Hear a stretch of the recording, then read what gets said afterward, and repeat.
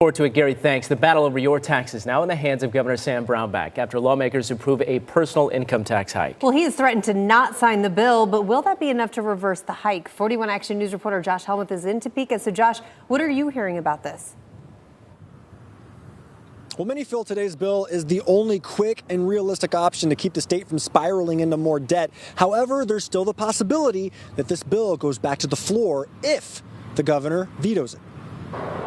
Both the state House and Senate approved a bill that would raise income taxes. With an estimated $350 million budget shortfall looming, the Republican-led legislature approved the increase, hoping to counter Governor Sam Brownback's signature tax cuts. Senator David Haley had the tie-breaking vote this morning. I can still, just talking about it, I can feel the hair standing up on the back of my neck. He calls the bill far from perfect and doesn't support income tax increases, but feels it's the only way to stop the bleeding.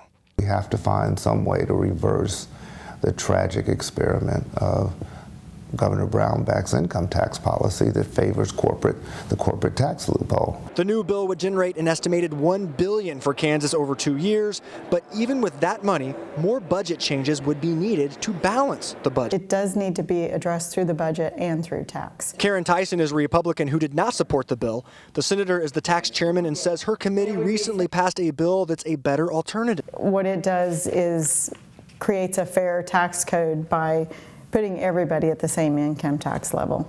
So you're not picking winners and losers. The bill passed today will now go to Governor Sam Brownback, who many feel will veto the bill. The governor tweeted on Tuesday that, quote, "There is a better way. I will continue to fight to keep your income taxes low." We asked to speak with Governor Brownback today. We were sent a statement from his office which reads, "As with all legislation, Governor Brownback will review the bill closely once he receives it." Now, today's bill would also go into effect if the governor waits more than 10 days to sign it. It would also raise taxes on businesses as well. Now, supporters of the bill, they fear that the only other alternative, if the bill is vetoed, would to make more state cuts to the budget, which would possibly include schools.